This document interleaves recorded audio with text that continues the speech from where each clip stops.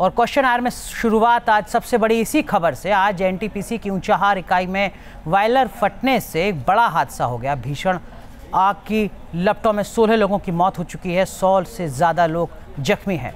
ये रिपोर्ट दिखाते हैं आपको। हर आंख में डर समाया है, हर चेहरे पर खौफ तारी है, हर कोई बदहवास सा दिखता है। उत्तर प्रदेश के रायबरेली के ऊंचाहार में मौजूद एनटीपीसी के प्लांट में बड़ा हादसा हो गया। बताया जा रहा है कि 500 मेगावाट की यूनिट नंबर 6 के बॉयलर का स्टीम पाइप फट गया, जिसकी चपेट में कई मजदूर आ गए। बॉयलर फटा है।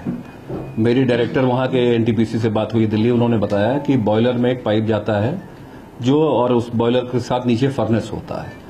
उस फर्नेस के अंदर ऐश जमा हो गया किसी कारणवश, जो कि नहीं होना चाहिए था। ऐश जमा होने की वजह से प्रेशर बिल्टअप हुआ, प्रेशर बिल्टअप होने से बॉयलर एक्सप्लोड कर गया।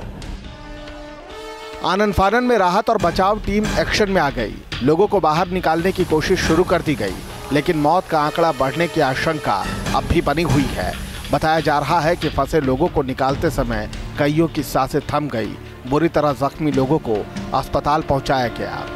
जल्दी से जल्दी एनटीपीसी के अधिकारियों ने इनको सब जहाँ जहाँ हो सका वहाँ भेजे हैं। जिला अस्पताल में गए हैं, डिफरेंट जो अस्पताल है लखनऊ तक गए हैं, तो वो सूचना अभी आपको एग्जैक्ट संख्या बाद में मिलेगी। हादसे की गंभीरता को देखते हुए सभी अस्पताल अलर्ट पर हैं। सभी चिकित्सकों और पैरामेडिकल स्टाफ को आपातकालीन ड्यूटी पर बुला लिया गया है। हादसे के बाद मची चीख पुकार ने लोगों को दहला दिया है। इस हादसे के बाद लखनऊ में आला अधिकारी भी हरकत में आ गए। एनडीआरएफ की 32 लोगों की टीम साइट के लिए फौरन रवाना कर दी गई। इन्वेस्टिगेशन जो है वो जारी है और अभी मामला सब कुछ प्रथम दृष्टया है, और जैसे जैसे बात आगे बढ़ेगी स्थिति जो है वो और ज़्यादा क्लियर होगी। वीडियो जर्नलिस्ट मोहम्मद फ़हीम के साथ अनिल यादव, न्यूज़ नेशन, रायबरेली। और हमारे साथ जुड़ रहे हैं हमारे सहयोगी अनिल यादव। अनिल, आपसे समझने की कोशिश करेंगे आज किस वक्त ये हादसा हुआ और हादसा हुआ क्यों, क्या इसकी वजह सामने आ पाई है? बिल्कुल, ये 3:30 बजे के आसपास हादसा जो है पेश आया। बताया जा रहा मौके पर उस वक्त लगभग 200 लोग काम कर रहे थे और तभी एक बहुत तेज़ से विस्फोट हुआ और बॉयलर जो है फट गया। इसमें 100 से ज़्यादा लोग गंभीर रूप से झुलस गए।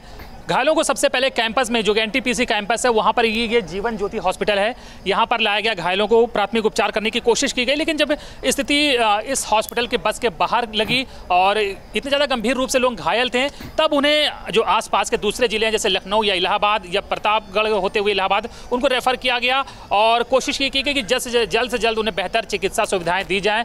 तो फिलहाल अभी 16 लोगों की मौत की पुष्टि हो गई और 13 शव जो हैं वो इसी हॉस्पिटल में अभी भी रखे हुए हैं। मंत्री सुरेश खन्ना मौके पर आने वाले हैं और ऊंचाहार के ही रहने वाले हैं। मंत्री स्वामी प्रसाद मौर्य वो भी यहाँ पर घटनास्थल पर पहुँचने वाले हैं रिलीफ वर्क को देखने के लिए। एनडीआरएफ की टीम मौके पर पहुँच गई है। जो स्थानीय लोग हैं उनसे हमारी बात हुई तो उनका कहना था कि जो बॉयलर फटा है वो अभी अंडर कंस्ट्रक्शन था, उसका निर्माण कंप्लीट नहीं हुआ था, उसे पहले ही चालू कर दिया गया। और स्थानीय लोगों का कहना है कि हादसे की एक बड़ी वजह हो सकती है। कुछ चश्मदीद हमारे साथ मौजूद हैं, उनसे हम बात करते हैं। आप यहीं के रहने वाले हैं? ये कैसे हादसा पेश आया, कितने बजे की घटना है, आपने क्या उस वक्त फील किया? 3 बजे की घटना है ये सर लगभग, और हम तो सर गांव थे, हमारे गांव के लोग यहाँ काम करते हैं सर, तो हमने जानकारी मिली तो हमने आवाज़ भी हुई थी, धमाका हुआ था? तो धमाका हुआ था सर, यहाँ धमाका हुआ, काफ़ी उससे धुआं निकला, मतलब राख का जो धुआं था, नहीं धुआं ज़्यादा निकला। और मतलब उसका वीडियो कुछ वहाँ लगे हुए थे लोग जो दूर थे, वर्कर जो थे, उन्होंने बनाया है उसका वीडियो बाकायदा। कितने लोग काम कर रहे होंगे उस वक्त मौके पर?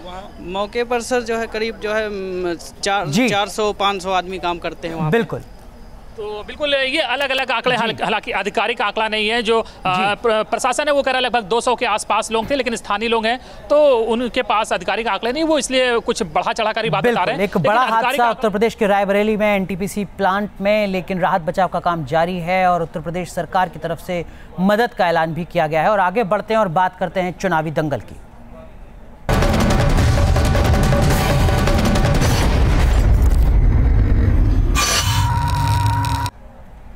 राहुल गांधी गुजरात दौरे पर हैं और बीजेपी सरकार पर हमलावर हैं।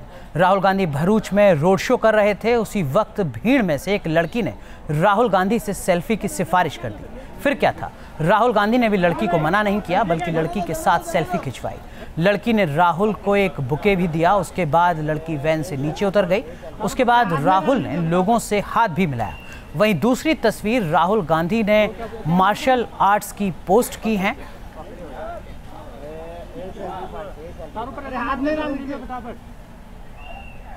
तो आप देख रहे हैं गुजरात चुनाव में राहुल गांधी उतरे हुए हैं, रोड शो कर रहे थे। एक लड़की ने गुजारिश की राहुल गांधी के साथ सेल्फी खिंचवाने की और राहुल गांधी ने लड़की को निराश नहीं किया। मैंने उनको मोहम्मदपुरा से फॉलो करना स्टार्ट किया, फिर हमारा आई कांटेक्ट स्टेशन पे हुआ। उनको लगा कि मैं उनसे मिलना चाहती हूँ, तो उन्होंने मुझे हाथ दिखाया और उनके हाथ में जो फ्लावर बुके था वो मुझे दिया। फिर हमारा फिर से एक और बार आई कांटेक्ट हुआ कसक पे, तो मैंने उनको बुके के लिए थैंक यू बोला। फिर मैं उनसे फिर से मिली शीतल पे, तो मैंने उनसे पूछा कि क्या मैं आपके साथ सेल्फी ले सकती हूँ, तो उन्होंने मुझे हाँ बोला और उन्होंने मुझे हाथ दिया और बोला ऊपर आ जाओ वैन में। तो मैं उनकी वैन में गई, उन्होंने मेरे साथ सेल्फी ली और मेरे साथ पिक्चर भी क्लिक करवाया। और अब बात राहुल गांधी के एक और अंदाज की। चुनावी मौसम में राहुल के एक्शन अलग अलग तरीके से नजर आ रहे हैं। राहुल गांधी अब मानो मजे हुए सियासतदान बन चुके हैं। राजनीति के अखाड़े में उनके दावपेच तो हम अक्सर देखते आ रहे हैं, लेकिन आज हम आपको राहुल गांधी का मार्शल आर्ट दिखाएंगे। कभी ब्लॉक, कभी पंच, कभी हाथों से हुनर दिखाते, कभी अपने गुरु को ही चित करते थे। तां वैसे ऐसे कि आदमी हैरान रह जाए। सियासत के अखाड़े में राहुल के वार से तो आप वाकिफ हैं, लेकिन ये राहुल का नया अवतार है। न कभी देखा, न कभी जाना, न कभी सुना कि राहुल पैर पैंतरे के भी धनी है। यह अकीडो है। कहने को तो ताइक्वांडो का ही एक रूप, लेकिन थोड़ा फर्क है। बिना हथियार के लड़ी जाने वाली ये तकनीक जापानी है। वैसे तो ये मार्शल आर्ट की सबसे खतरनाक तकनीक मानी जाती है, लेकिन इसका आसान रूप ही आजकल चलन में है, जिसका मकसद किसी को चोट पहुंचाना नहीं बल्कि सेल्फ डिफेंस है। तो जुबानों के तीर चलाने वाले राहुल इस कला के भी माहिर हैं। इसका पता हाल ही में चला जब एक इवेंट में राहुल पर सवालों की बौछार हुई, तो उन्होंने बताया कि वो अकीडो में ब्लैक बेल्ट है। एक्सरसाइज करता हूँ, रनिंग करता हूँ, स्विमिंग करता हूँ। मैं पता नहीं आपको आइकिडो का नाम आपने सुना है, उसमें मैं ब्लैक बेल्ट हूँ। तो मैं करता रहता हूँ। बस एक बात है, मैं पब्लिकली इन चीज़ों के बारे में नहीं बोलता हूँ। पार्लियामेंट के सर हम आपकी बॉक्सिंग रेसलिंग सब देखते हो, दैट्स फाइन, वो ठीक है, लेकिन स्पोर्ट्स करते वक्त भी एक दो वीडियो और डाल दे दो। ओके, डाल देंगे। I'll put वैसे बॉक्सिंग के रिंग में अच्छों को नॉकआउट करने वाले विजेंदर ने राहुल के सामने सवाल का एक ऐसा पंच भी मारा जो उन्हें असहज कर सकता था, लेकिन अकीडो में ब्लैक बेल्ट राहुल ने बड़े सधे अंदाज में जवाब दिया। मैं और मेरी वाइफ हमेशा बात करते कि राहुल भैया कब शादी करेंगे। मैंने बोला कि प्रधानमंत्री बन के शादी करके जाएंगे, तब कहते मजा ही अलग होता है, बारात लेके जाएंगे। वो बहुत पुराना क्वेश्चन है। नहीं, पर प्लीज उसका जवाब तो दे दीजिए प्लीज। सर सब लोग उसका वेट ही कर रहे हैं तब से लेके हम भी सब लोग। मैं डेस्टिनी में बिलीव करता हूँ, जब होगी। इलेक्शन के मौसम में राहुल का एक्शन आजकल सुर्खियां बटोर रहा है और कांग्रेस को इंतजार है राहुल के उस वार का जो विरोधियों को सियासत के अखाड़े में चारों खाने चित कर दे। Team news nation. इधर हिमाचल प्रदेश विधानसभा चुनाव के लिए कांग्रेस ने भी आज भारी भरकम पिटारा खोला और वादों की भरमार कर दी। घोषणा पत्र में किसान, मजदूर, नौकरी पेशा, यहां तक कि समाज के हर वर्ग को साधने की कोशिश की गई है। साथ ही अब 50,000 छात्रों को मुफ्त लैपटॉप देने का भी वादा किया गया है। डाटा की बात हर कोई कर रहा है, लेकिन कैसे सस्ता अनाज मिले इसकी बात नहीं हो रही है।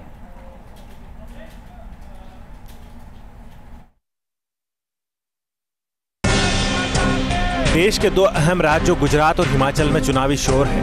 सत्ता और विपक्ष दोनों इन चुनावों में जीत हासिल करने के लिए एड़ी चोटी का जोर लगा रहे हैं। इसके लिए दोनों तरफ से भारी भरकम चुनावी वादे किए जा रहे हैं। किसान, मजदूर, व्यापारी, छात्र सभी को साधने के लिए वादों की बौछार हो रही है। किसी भी पार्टी को आटा होने की चिंता हो ना हो, लेकिन डाटा देने की बात जरूर हो रही है।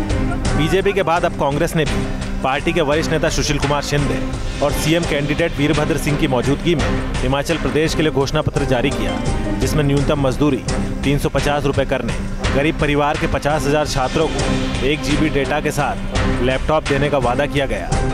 जो प्रॉमिसेस किए हैं पिछले 5 साल में जो हमने काम किया है उसको देखते हुए अगला एक और ज़्यादा लोग की सेवा करने के लिए जो ज़्यादा उसमें स्कीमें बताई है, नए नए युवकों के लिए रास्ता बताया, पेंशनरों के लिए बताया है, सैनिकों के लिए बताया है।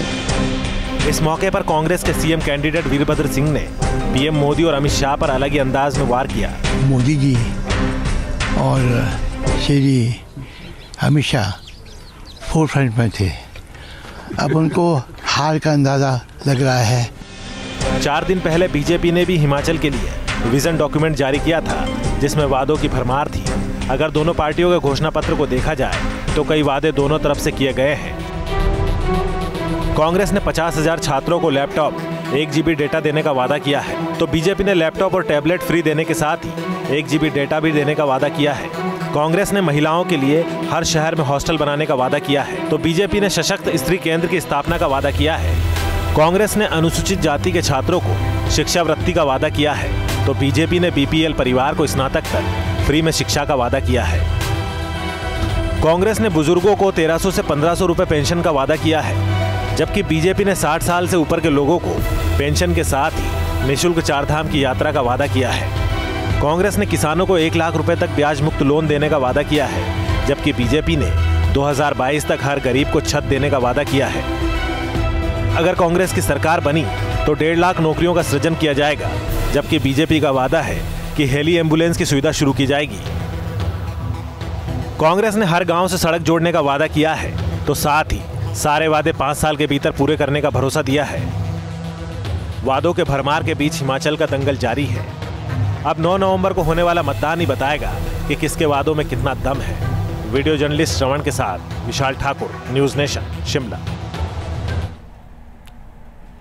गुजरात और हिमाचल प्रदेश दोनों जगह विधानसभा चुनाव हैं, लिहाजा रैलियों का रेला है। गुजरात के भरूच में राहुल गांधी ने रैली की, तो हिमाचल की मंडी में अमित शाह ने मोर्चा खोला। वार भी हुआ, पलटवार भी हुआ। आपको सुनाते हैं राहुल का वार और अमित शाह का पलटवार। मौसम चुनावी है, लिहाजा वार भी हो रहा है, पलटवार भी हो रहा है। जनता को वोटों के जरिए लुभाने की जी तोड़ कोशिश की जा रही है, तो विरोधियों पर चुन चुन कर सवाल भी दागे जा रहे हैं। गुजरात के भरूच में राहुल गांधी ने हुंकार भरी, बीजेपी पर सवाल दागे, तो हिमाचल के मंडी से राहुल का जवाब अमित शाह ने अपने ही अंदाज में दिया। चीन में हर रोज, हर 24 घंटे 50,000 युवाओं को रोजगार दिया जाता है।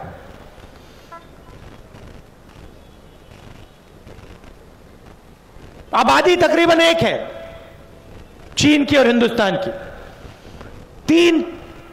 चीन में रोज 50,000 युवाओं को रोजगार, और हिंदुस्तान में नरेंद्र मोदी जी के make in India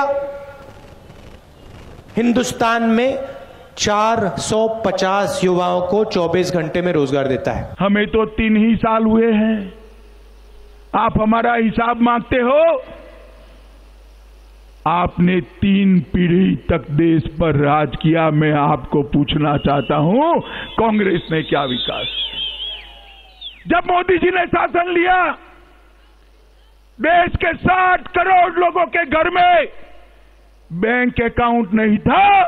Modi ji ने 30 करोड़ घरों में बैंक अकाउंट पहुंचाने का काम किया है। राहुल बाबा, आप ऐसा भारत छोड़ कर गए थे। राहुल गांधी गुजरात में केंद्र की बीजेपी सरकार से जवाब मांग रहे हैं, रोजगार के मुद्दे पर घेर रहे हैं, तो अमित शाह भी राहुल गांधी की अमेठी का चिट्ठा दुनिया के सामने रख रहे हैं। आज रात 12 बजे 500 रुपए का, 1000 रुपए का नोट रद्दी हो जाएगा।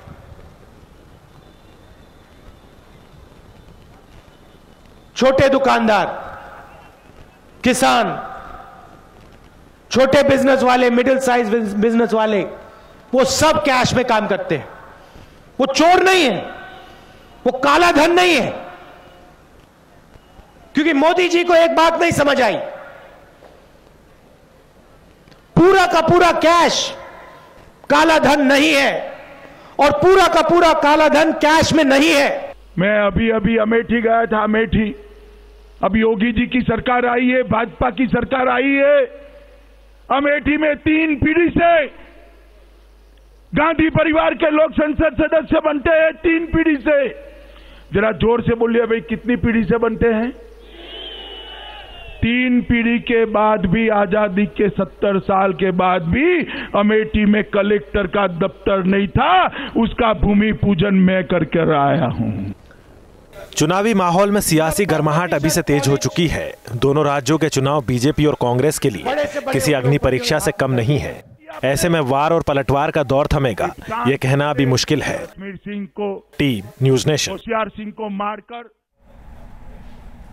गुजरात चुनाव की तारीखों का ऐलान हो चुका है और इसी के साथ शुरू हो गई है टिकट के लिए उम्मीदवारों के साथ माथापच्ची। कांग्रेस हो या बीजेपी, एक एक उम्मीदवार का चयन सोच समझकर कर रहे हैं। लेकिन इस बार बीजेपी में बड़ी संख्या में मुस्लिमों ने टिकट की मांग की है, जबकि 2012 के चुनावों में बीजेपी ने एक भी मुस्लिम उम्मीदवार को टिकट नहीं दिया था। इस कार्यक्रम में हिंदुत्व की प्रयोगशाला कहे जाने वाले गुजरात में क्या इस बार बीजेपी बदलेगी अपनी रणनीति? क्या इस बार बीजेपी मुस्लिम उम्मीदवारों को उतारेगी मैदान में? गुजरात चुनाव का रण इस बार बीजेपी के लिए नाक का सवाल है। सत्ता में बने रहने का चैलेंज कम बड़ा नहीं है। उम्मीदवारों का चयन भी एक बड़ी अग्नि परीक्षा है। बीजेपी में शामिल अल्पसंख्यक मोर्चा के लोगों ने बीजेपी से विधानसभा चुनावों में कई सीटों की मांग की है। मुस्लिम नेताओं ने जमालपुर खड़िया, बेजालपुर, बागरा, बानकानेर, भुज, अबदासा सीटों के लिए टिकट की मांग की है। बीजेपी से जुड़े अल्पसंख्यक समुदाय के लोगों को उम्मीद है कि अगर उन्हें मौका दिया गया तो बीजेपी का वोट बेस बढ़ेगा।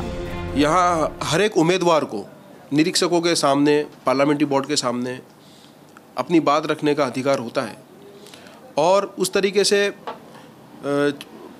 5-6 सीटें ऐसी हैं कि जहाँ पे माइनॉरिटी मोर्चा के उम्मीदवारों ने भी अपनी रजूआत की है। तो पार्लियामेंट्री बोर्ड ये तय करेगा कि जिस सीट पर जिन्होंने दावेदारी की है उसमें से सबसे ज़्यादा विनिंग पॉसिबिलिटी किस उम्मीदवार की है। हालांकि चुनावी आंकड़ों पर नजर डालें तो बीजेपी मुस्लिम उम्मीदवारों पर दाव लगाने से बचती रही है। 2012 में बीजेपी ने एक भी मुस्लिम उम्मीदवार को टिकट नहीं दिया था।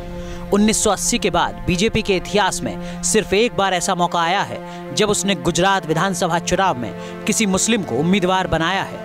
1998 के विधानसभा चुनाव में पार्टी ने एक मुस्लिम को टिकट दिया था जो चुनाव नहीं जीत पाए थे, जबकि सूबे में बीजेपी की सरकार बनी थी।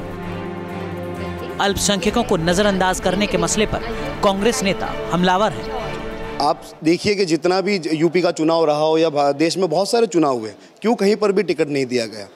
अगर सच मायने में ईमानदारी से सबका साथ सबका विकास भारतीय जनता पार्टी चाहती है तो हम स्वागत करेंगे इस पहल का। अगर वो मुस्लिम बाहुबली क्षेत्र, जो बाहुबल क्षेत्र में जहाँ पे मतों की संख्या ज़्यादा है, वहाँ पर माइनॉरिटी को चुनाव लड़ाए। खास बात यह है कि हाल के स्थानीय चुनावों में बीजेपी के मुस्लिम उम्मीदवारों ने बेहतर प्रदर्शन किया था। ऐसे में अगर बीजेपी हाईकमान कुछ मुस्लिम चेहरों को चुनावी अखाड़े में एंट्री देते हैं तो कोई अचरज नहीं। गुजरात में चुनावी गर्मी बढ़ रही है और जाति का समीकरण भी अपनी चरम सीमा पर है। ऐसे में अल्पसंख्यकों को उम्मीद है कि वो कमल के निशान के साथ चुनाव लड़े और जीते भी। अहमदाबाद से हितल खत्री के साथ पूराव पटेल, न्यूज़ नेशन। वैसे गुजरात के रण में हार्दिक पटेल को किंग मेकर समझा जा रहा है। हार्दिक ने पाटीदार के आरक्षण की मांग को लेकर मोर्चा खोला हुआ है। आरक्षण की मांग को लेकर वो आंदोलन चला रहे हैं। आज हार्दिक ने एनसीपी नेता प्रफुल्ल पटेल से भी मुलाकात की, लेकिन अब हार्दिक पटेल का उन्हीं के लोग विरोध भी करने लगे हैं। पाटीदार समाज के 6 बड़े सामाजिक संगठन के लोगों ने हार्दिक पर गंभीर आरोप लगाए हैं। पाटीदार सामाजिक संस्थान की कोर कमेटी के सदस्य आरपी पटेल का क्या कहना है, सुनवाते हैं आपको। पाटीदार समाज की कुछ संस्थाएं आज सामने आई और कहा कि हार्दिक पटेल जो है वो समाज को गुमराह करने की कोशिश कर रहे हैं। हमारे साथ उन संस्थाओं के प्रमुख हैं आरपी पटेल, उनसे बात करते हैं। सर, एक सीधा और छोटा सा सवाल ये है, आपको क्यों लगता है कि हार्दिक पटेल आपके समाज को गुमराह कर रहा है?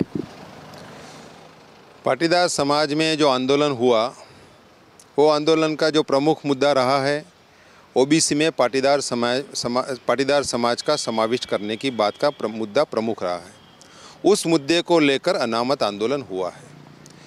आज उसी मुद्दे को अगर छोड़ के ओबीसी में अनामत लेने के बजाय अगर आप ईबीसी की बात अगर करते हैं तो सीधी बात है कि कहीं ना कहीं आप उस प्रमुख मुद्दे को छोड़कर किसी और मुद्दे को पकड़कर समाज को गुमराह करने की कोशिश कर रहे हो। आपकी जो पाटीदार संस्थाएं जो है वो हार्दिक के साथ अब आगे रहेगी या नहीं? पाटीदार संस्थाएं जो है वो खुद का हित खुद देखती है। उसके लिए जहाँ पर जिन जगह पर वो हित के रेफरेंस में बात करनी होती है वो खुद करती है। हाँ, जहाँ पर ज़रूरत लगती है और स्पष्ट मुद्दा को लेकर किसी को नेतृत्व देती है। अगर उस नेतृत्व को जिसको दिया है वो मुद्दा को छोड़कर अगर दूसरी बात करता है तो वहाँ पाटीदार समाज की जो संस्था है वो वहाँ उसको समर्थन नहीं देती। इधर मुंबई की राजनीति में वर्चस्व की लड़ाई को लेकर कांग्रेस और एमएनएस आमने सामने हैं। फेरी वालों को मुद्दा बनाकर दोनों पार्टियां एक दूसरे पर वार पलटवार कर रही हैं। कार्यकर्ता इतने उग्र हो चुके हैं कि वो हिंसक रूप अख्तियार करने से भी गुरेज नहीं कर रहे। मुंबई की सड़कों पर गदर मचा है। एक और कांग्रेस के कार्यकर्ता हैं तो दूसरी ओर वजूद की लड़ाई लड़ रही एमएनएस पार्टी के लोग। चंद दिनों से फेरीवाले के समर्थन और विरोध को लेकर दोनों पार्टियों के बीच महाभारत चल रहा है। जब फेरीवालों के समर्थन में कांग्रेस का प्रदर्शन दादर रेलवे स्टेशन के बाहर हो रहा था, तब अचानक इस प्रदर्शन में 2 दर्जन से ज्यादा एमएनएस कार्यकर्ता पहुंच गए और दोनों गुटों के बीच झड़प शुरू हो गई।